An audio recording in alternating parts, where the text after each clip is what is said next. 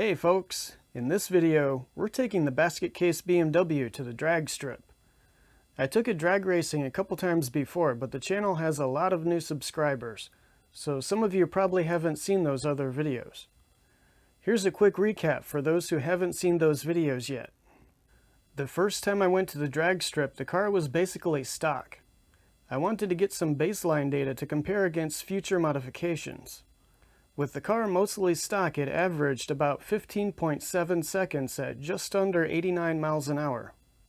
Then I stripped out the interior and went back to the racetrack. The car was over 400 pounds lighter, and the results were impressive. It averaged just under 14.9 seconds and just over 92 miles an hour. So the weight reduction shaved 0.8 seconds off the elapsed time and added 3 miles an hour to the trap speed. Not bad. Since the last race, I made several minor modifications, or at least their effect on quarter-mile performance will be minor, but they might add up to something significant. Since the last drag race, I installed exhaust headers, deleted the muffler, installed a rear differential with more aggressive gearing, and installed a lightweight racing battery. The car is about 75 pounds lighter now, and it should have a little bit more horsepower. So theoretically, the car should be faster. However, the weather this time is very different from before. In previous drag races, it was winter, or at least what we call winter in Florida. This time, it's the middle of the summer. The weather is downright balmy, and that's not good for racing. The big question is whether or not the upgrades will overcome the performance penalty from the hot weather. There's only one way to find out, and that is to go racing. So I gave the Basket Case BMW a quick inspection. Okay, before we head out, we're going to start up the engine, let it run a little bit, make sure there are no fluid leaks, because I don't want to be leaking anything on the track. Unfortunately, I started out a little late. Plus, I got stuck in a traffic jam on the way there. There was a nasty auto accident blocking the entire road. As a result, I got to the track about an hour late. So I missed the first run, but got in line for the second run. While I was waiting, I watched some racing.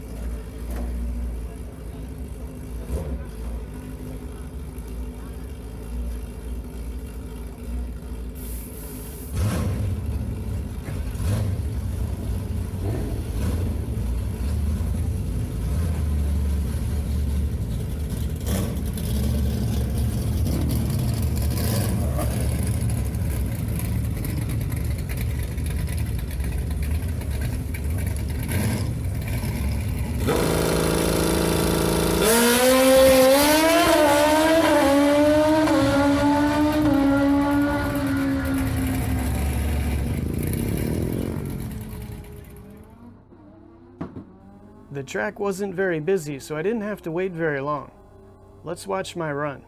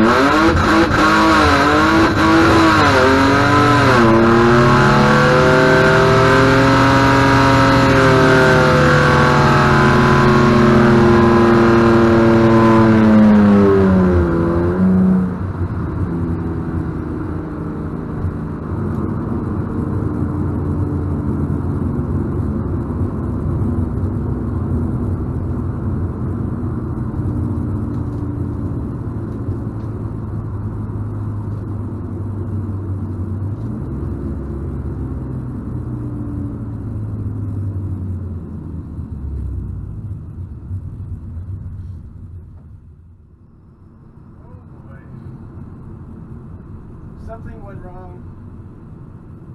We'll have to figure out what it is in a minute. Did you drive it here? Yeah.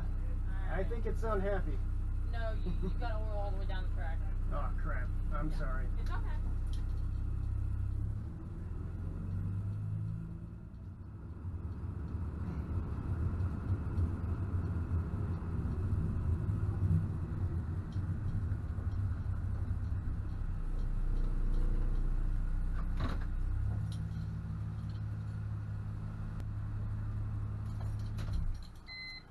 And that's it. My night was over.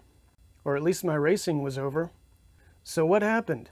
Let's go through the footage and break it down.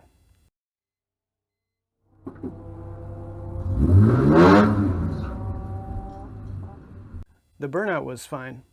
I'm on street tires, so big smoky burnouts would be counterproductive. I spinned the tires a little bit to scrub off any debris. The other car overshot the staging area, so he had to back up. I waited for him to back up, then creeped into the staging area. I held down the brake pedal and revved up the engine. This is common practice with an automatic transmission. It helps the car launch better. And I red lighted. I took off before I was supposed to. Anyway, the car ran fine through first gear. After it shifted into second, the engine started revving up and the car wasn't accelerating much. I wasn't sure what was going on. I thought maybe the transmission was slipping, but I drove through it, which is actually a bad idea. In hindsight, I should have let off the throttle and pulled over to the side. But you know what they say, hindsight is 20/20. Anyway, the slipping continued through second and third gear. The car didn't regain traction until it shifted into fourth gear. But then I noticed smoke coming out from under the hood and let off the throttle. This is what I should have done a few seconds earlier. So what happened? I wasn't really sure. The track officials said I oiled down the track, but the engine was still running. How could that be? When I pulled over and opened the hood, the answer became immediately obvious. Well, crap, it blew the upper radiator hose. Time to call a tow truck.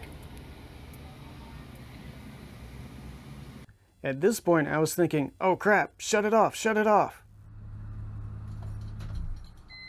Now it all makes sense. After it shifted into second gear, that radiator hose broke and leaked out all the coolant. So it wasn't the transmission slipping, it was the tires losing traction. And the quote-unquote oil on the track was actually coolant. See that tractor going down the track? He's cleaning up all the coolant I left on the track. That is so embarrassing. Unfortunately, none of the local auto parts stores had an upper radiator hose for an E46 in stock. So I was out of luck. I called a tow truck and had the car towed home. And that was the end of my night. It's also the end of this video. We'll get it fixed and try again, so stay tuned.